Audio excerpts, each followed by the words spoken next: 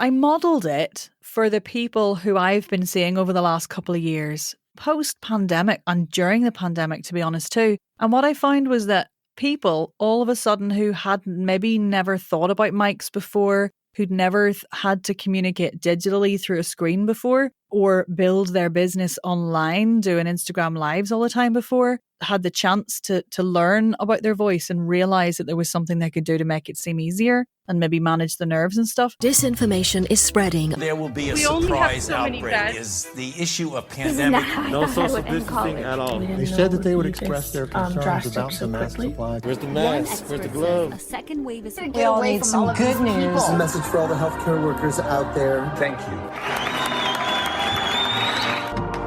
If you're looking for hope tonight, raise your hand. If you feel alone and don't understand, if you're fighting the fight of your life, then stand.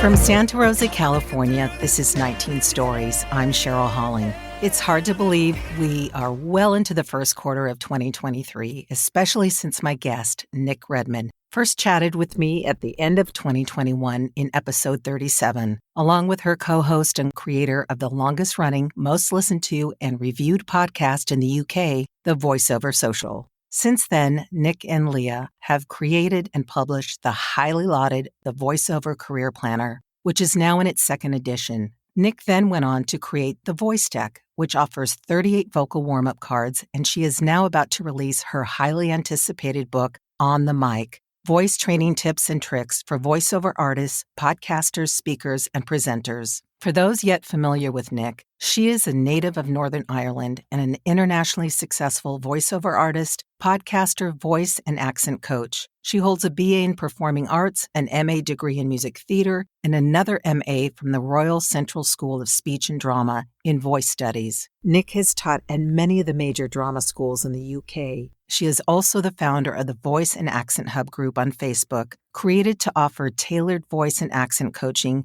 to specific groups of voice actors, and writes and hosts the Voice Coach podcast. Her passion is in sharing her knowledge and experience in a fun, accessible, non-faffy way. So let's find out exactly what the heck non-faffy means by welcoming Nic Redman once again to 19 Stories. That was such a nice intro. My mummy would be so proud. I think we'll have a listening party and I'll get everybody around the wireless with some nice hydration and we'll just listen to how great I am. Well, I love how you still say wireless because actually I'd like to wish you a happy World Radio Day. Oh, yeah. Oh, thanks. Yeah. Same to you. You know, it's in your Voiceover Career Planner. It and, is, you know, yes. Since you mentioned the wireless, which is the original name for radio, and all the young kids are going, what's a radio? It's vintage, isn't it? Vintage. It is. It's so good to have you back, Nic. How are you doing? Yeah, good. It's lovely to be back. I can't believe it was the end of 2021. That's mad. I know. Blink and we're God. older. Yeah. There you go. Okay, so non-faffy. Do explain. Yeah, so I think non-faffy is just my Egypt way of saying simple. You know, sometimes, like when I started training in voice in my first degree, it felt very big and unobtainable and unrelatable for me. It felt very flowery and I couldn't quite understand what I was getting at. And it just didn't feel simple and easy to grasp for me. Now, I could blame the institution or the teacher. I could also blame myself for being a really naive, probably hungover 19-year-old who just left home and not really caring about flapping around on the floor and breathing through my bum and knowing where my diaphragm was. It just all felt a bit big to grasp, you know. But I think what I've been searching for since then, kind of unconsciously and then consciously when I did my third degree, the second master's in voice studies, was a way to make voice training feel accessible and easy for everybody to grasp, because I do feel like historically, and I do think that's changing, but I do feel historically it feels like it's been shrouded behind, you know, drama school doors, or that it's only for people who have big important jobs and have to speak in public a lot. I just feel voice training, I honestly feel so passionate about it that it can help everybody who has a voice, because it's so holistic. It's like body, mind, breath, voice, connection, relationships, confidence in so many different sort of situations. So I think non-faffy just means simple, really. And it's a beautiful description because as someone who's been privileged enough to get a digital working copy of your book, I can affirm that your writing style and the way you share your knowledge is definitely non-faffy. I mean, when I'm standing in front of my monitor warming up, I just discovered and downloaded your podcast warm-up. And I'm saying this is definitely non-faffy. Oh, good.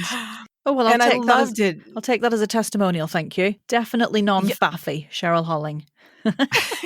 Well, it is. And I will say for those of us, because I shared with you prior to starting to record that I work a part-time job, and I walked into my booth with some stress before we got on. And I thought, I have a tool to release this. And when you think about the people who don't know about the tools to release stress, it's no wonder that we have all the sickness and diseases, et cetera, that we have. But before we chat about On the Mic, which your book addresses so many of these beautiful ways of dealing with our stress and getting warmed up and yummy in all areas of life, it's safe to say that since you last joined me, you've been rather busy raising the bar on career planning. Oh, yeah. So much goodness has transpired for you over the past 15 months. So if you don't mind, let's take a moment and discuss the Voiceover Career Planner, which launched a week after you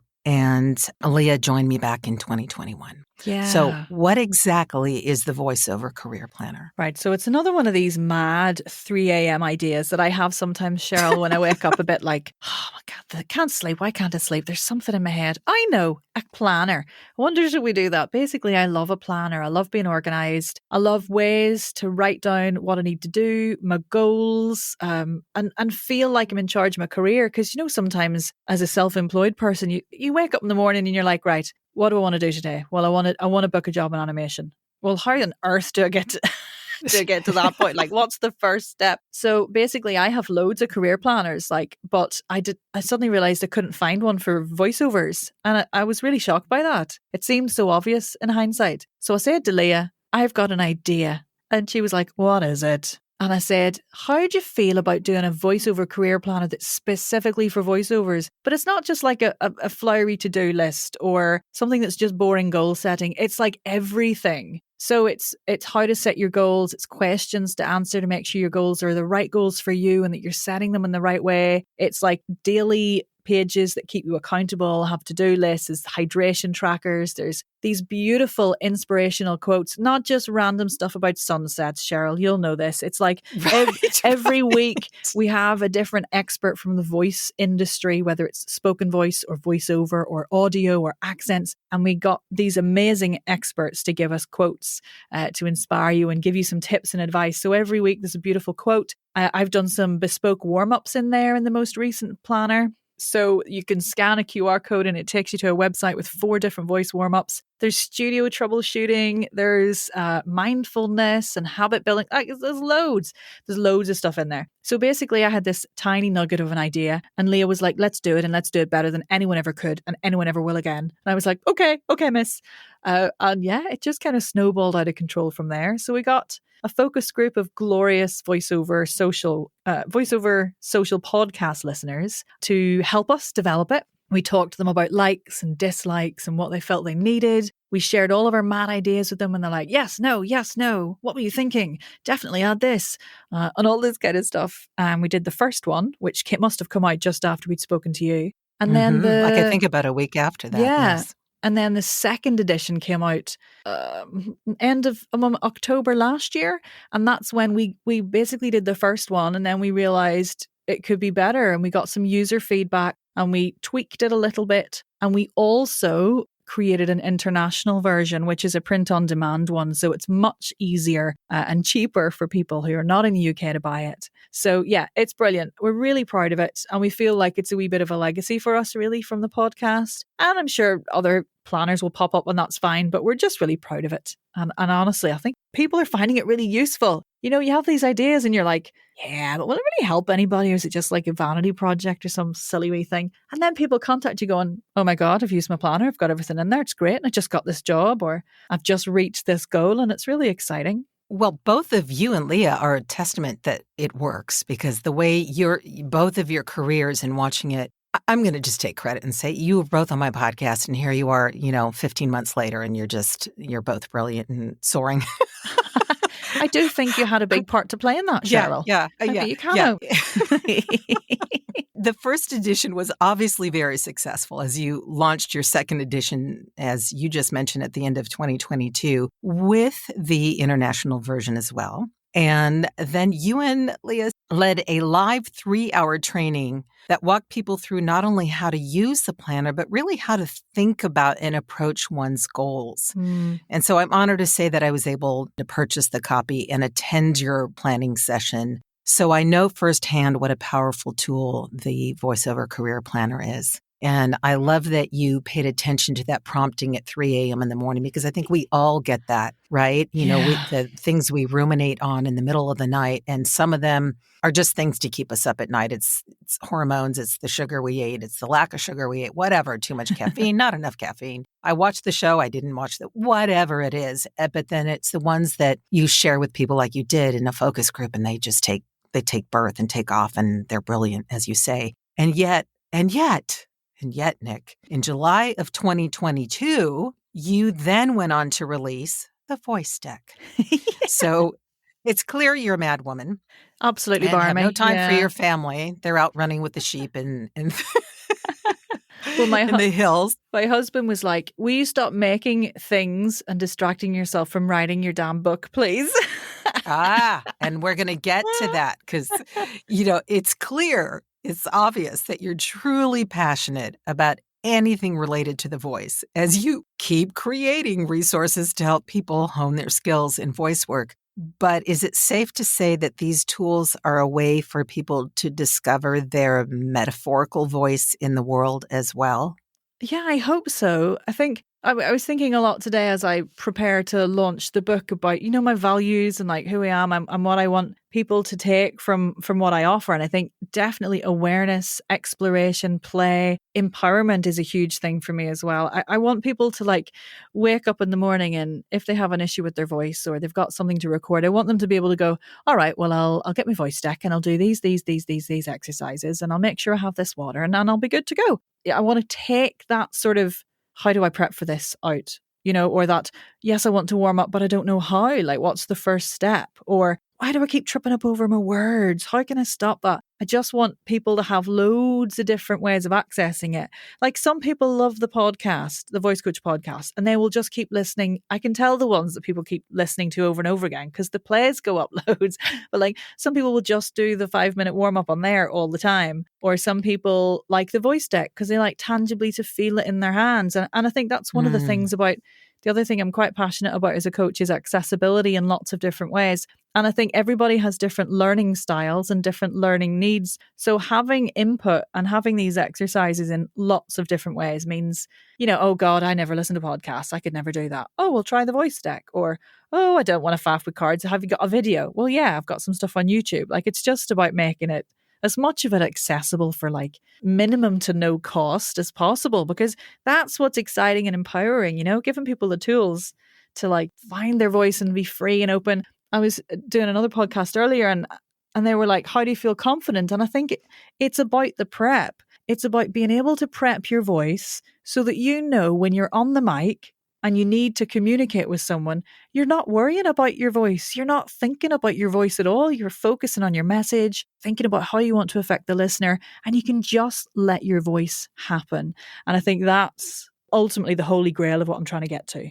And I imagine as a voice coach that you may run into people time to time who are probably terrified of actually uncovering their true voice and perhaps the power it might unlock in their own personal and professional lives. Correct me if I'm wrong. It seems like there would be a balance of maybe a little bit of therapy versus really let's concentrate on the tools, because there's, for a public speaker or a podcaster or a voice actor or even someone in their life who has never really properly learned how to express themselves or breathe, it's got to be in some ways terrifying to them.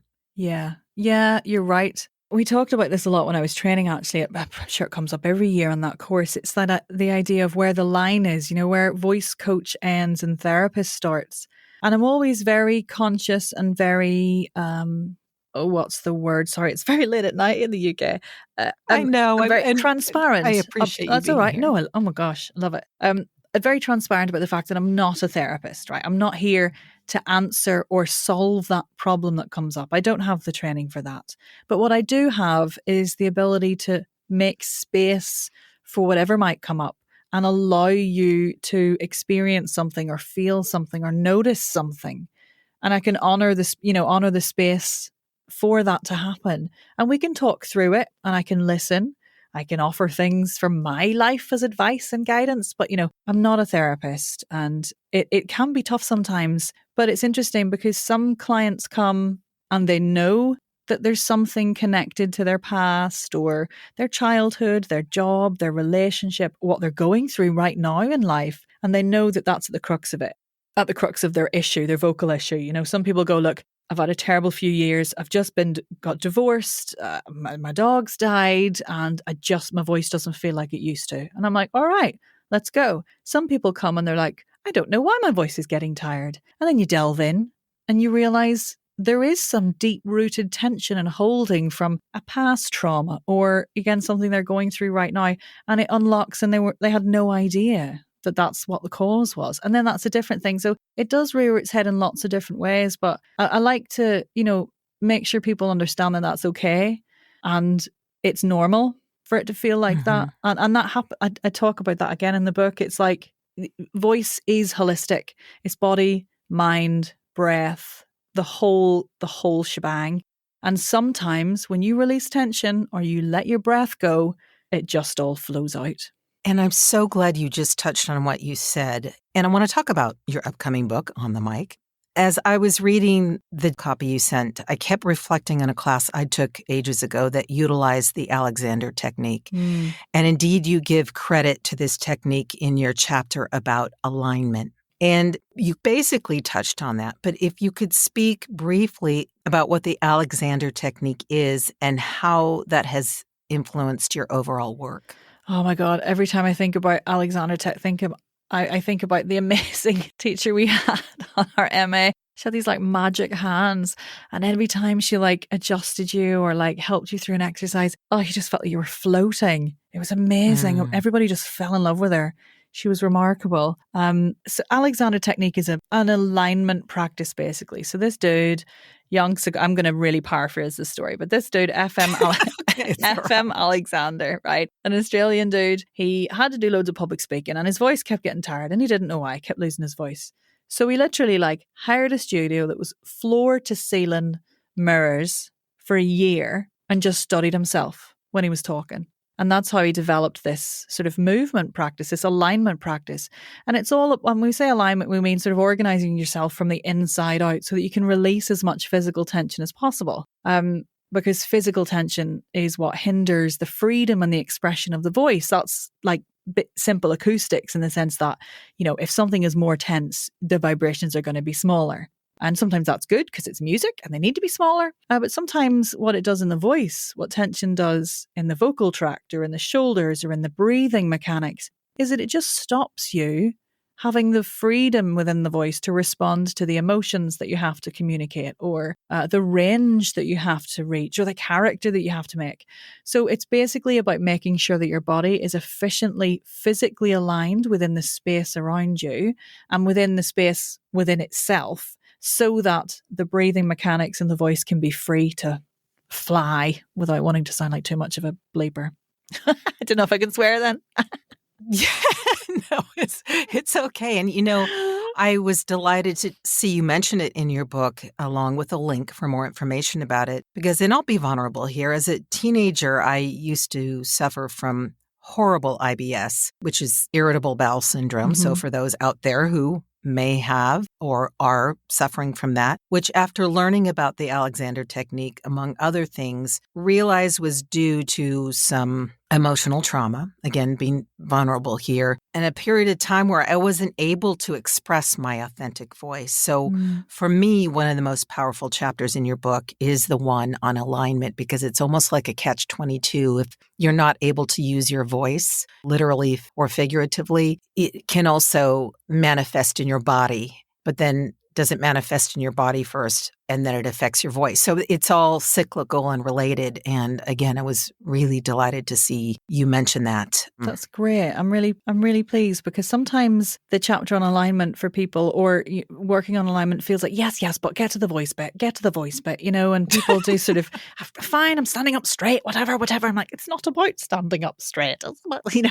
It's more than that. And so that's really nice. I appreciate you sharing that. I appreciate you being receptive to that, because it is a testament to the work that you're doing and how it can have such a powerful impact on somebody who's searching for a lot of the things that you just expressed. So it's kind of a balancing act in discussing your book prior to its release, so as not to share too much and give away the farm with all the sheep on it. There's a theme here. I'd love if you could touch upon some highlights of what readers can look forward to in reading on the mic. Right. So I think what you can look forward to is a good understanding of what you need to know in a very simple and easy to digest way, which is the first thing I want to aim for, because I do feel that it's important to know how the voice works a wee bit. So I try to get to the crux of that from a user's perspective rather than a vocal scientist or acoustician or anatomy geek's voice. It's my job to know all the muscle names, but you don't need to know all the muscle names. So I boil that down into the most user-friendly version. So I think that's really important. Then the rest of it is a really great step through with explorations and exercises through the sort of 4-step process that I've found over my time as a voice coach to date, which feels and seems to be for my clients the most efficient way to prepare and look after and develop their voice. And that's actually similar to the structure in the voice deck. Unsurprisingly, it's that body, breath, sound, speech framework. So it's loads of exercises. It's a toolkit of exercises, basically. And there will be, there's a QR code in there with supporting videos. So you also get a lot of my face kind of, this is how you do this one. If you want it, please don't feel obliged. And then at the end, what I also wanted was, because look, sometimes I don't want to read a whole feckin' book. I want to find the page that solves my problem dead quick, right? And I'm not mad into quick fixes, but I'm also practical and realistic. And there's a section at the back that's the I've got a problem section. So basically it's the top few of the FAQs that I get through my one-to-one doors or in my clients, and all the exercises that you need from the pages you need to go to piece together something to try and target that. And then there's loads of specific advice for your mic speaking environment as well. So whether you're a podcaster, what might help with that, or whether you're a voiceover artist or speaking in public, or even, an expert on a panel, that's another mic speaking environment. So I try to target and tackle as many little specifics for lots of different mic users as possible. And also I do say feck and crack a lot, but I do explain that in the footnotes. So for those who want to know what those two words mean, you have to buy the book. Yeah. Promise crack is not what you think. Well, it's interesting because my husband and I don't know where this came from. The other day we started singing Jimmy Crack Corn and I Don't Care. And we're like, what the heck does that really mean? We have no idea. We're taught that as kids, but what does it mean? So it's something I guess I'll have to delve into and look up. Hey, it's obvious that we could all benefit from having an awareness of how we move about the world in order to release all our muck, so that the performer and the listener can have a joyous and pleasant experience. But besides voice actors and podcasters and performers, who else would you say this book is for? So I modeled it for the people who I've been seeing over the last couple of years, post-pandemic and during the pandemic, to be honest, too. And what I found was that people all of a sudden who had maybe never thought about mics before, who'd never had to communicate digitally through a screen before, or build their business online, doing Instagram lives all the time before, had the chance to learn about their voice and realize that there was something they could do to make it seem easier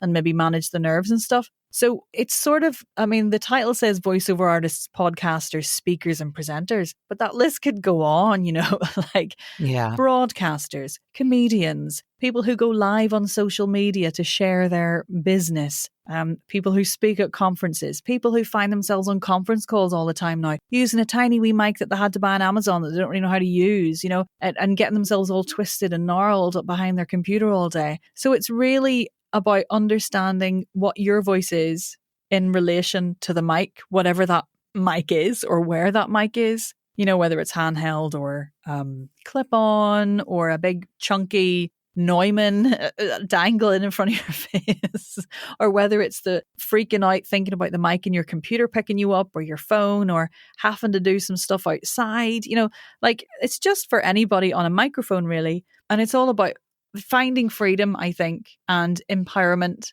and the ability to, like I said, prep your voice for whatever that mic is in whatever the environment is, so that you don't have to think about your voice at all. You can think about your message and your impact a wee bit more.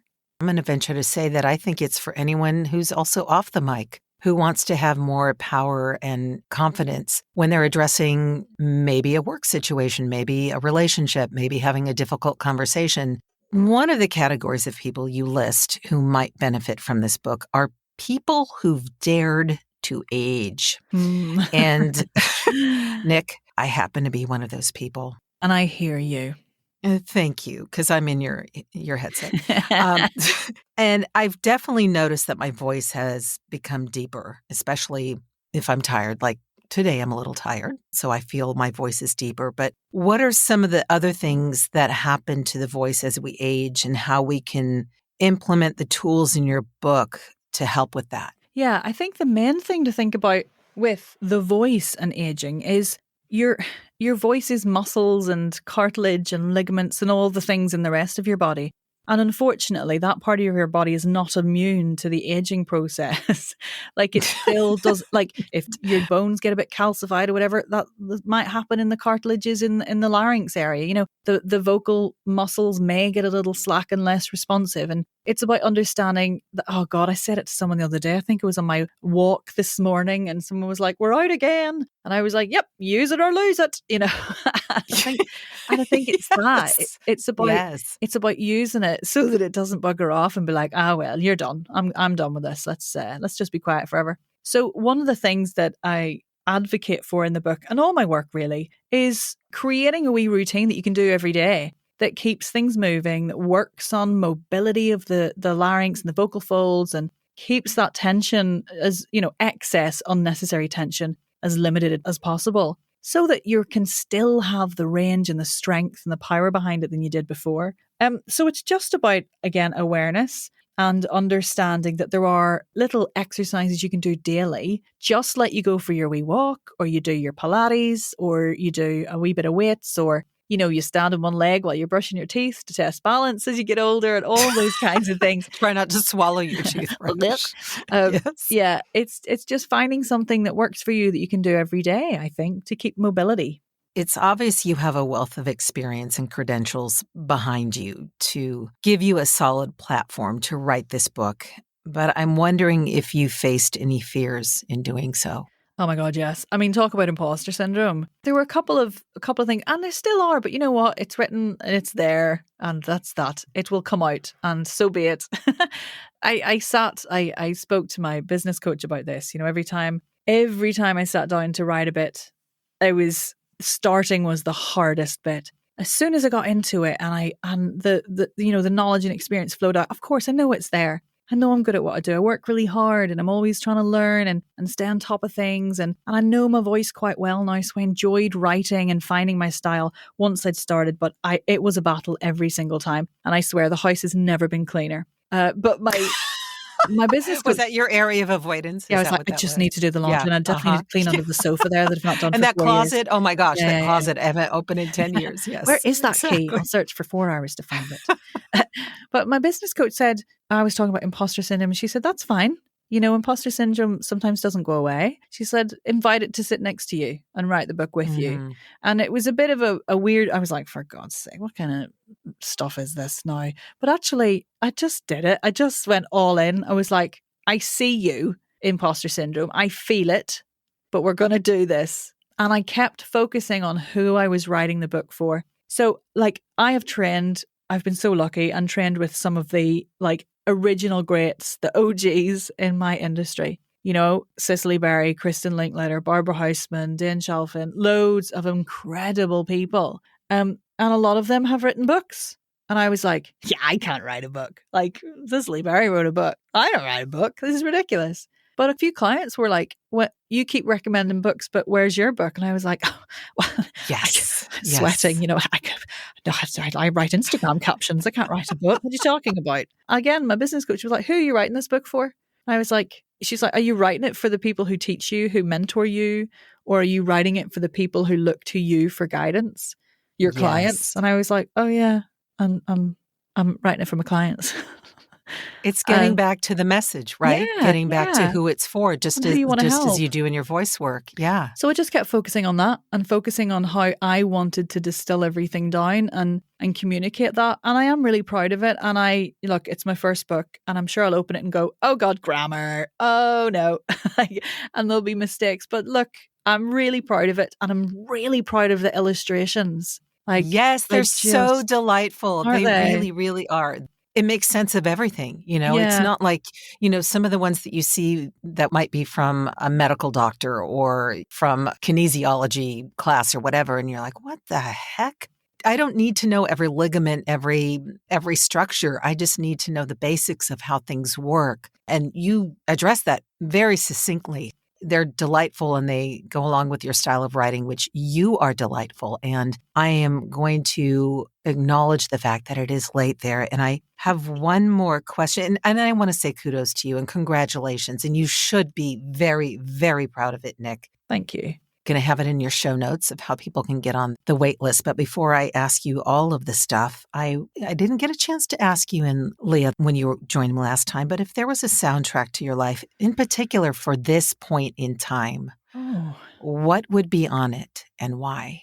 Oh gosh. How many songs am I? You can do a mixtape. It could be just a style. This might be very English, but the Benny Hill theme tune. Which is that's maybe more Leah than me. That sounds Leah. That really does. Yes, it does.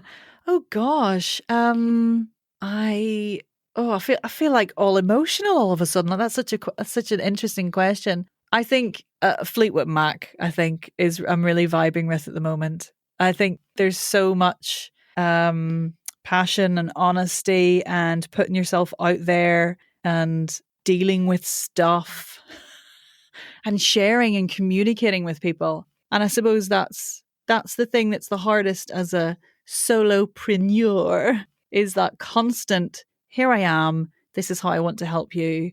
And it's honest and raw and open, and sometimes it works and sometimes it doesn't. And yeah, I think that's probably quite reflective in a lot of Fleetwood Mac stuff. Rumours. Let's go with Rumours. As in the album Rumours. Okay. Yes. I'm big into the song Landslide at the moment. Oh, God, it's beautiful. Nic, that's really the most we could, and I'm not even say expect from someone, but to show up authentically in the best version of yourself with a heart and desire to serve and educate and inspire. And you do all of that. You've checked all the boxes. And I am so honored that you would take the time, because it is late there, and I want you to get with your family and watch whatever show you need to watch before you fall asleep. It's going to be raging if I fall asleep, but I'm going to stay up because I'm going to prove to him that I can do it.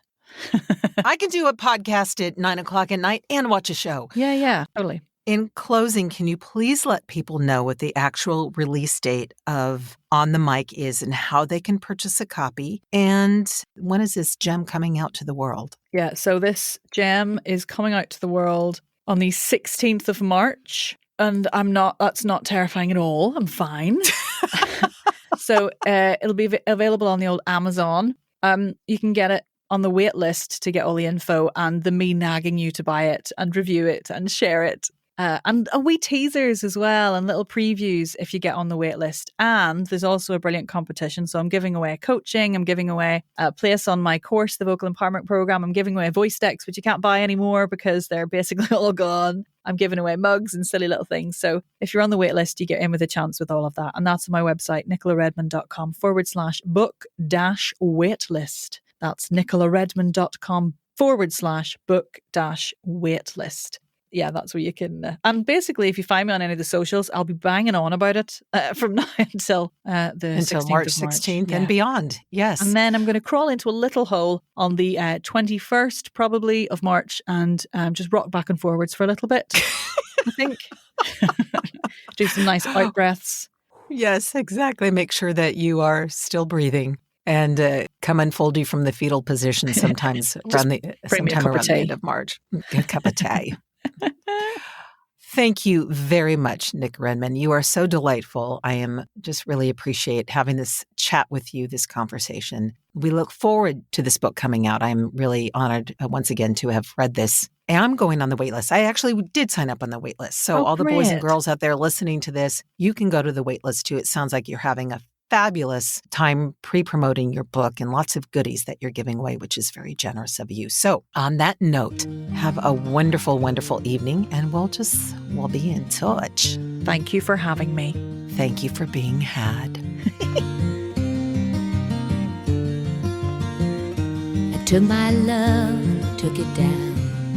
I'd also like to thank the following news outlets for the use of their clips in so aptly painting the picture of the fear that we're facing during this pandemic: BBC, PBS, Now This, UNESCO, and Some Good News. I especially want to thank Joel and Luke Smallbone, otherwise known as the Group for King and Country, for allowing me to use an excerpt of their song Together, which could not be a more hopeful and inspiring song for such a time as this. Finally, I'll leave you with the following from Proverbs 23:18. Surely there is a future, and your hope will not be cut off. Thank you again for joining me today. Feel free to offer feedback or a story idea at 19stories@soundsatchelstudios.com, via Instagram at CherylHollingVO. I look forward to sharing more stories on the next episode of 19 Stories from Fear to Hope. Until then, stay healthy and hopeful. Together with our differences, together we are bolder, braver, stronger.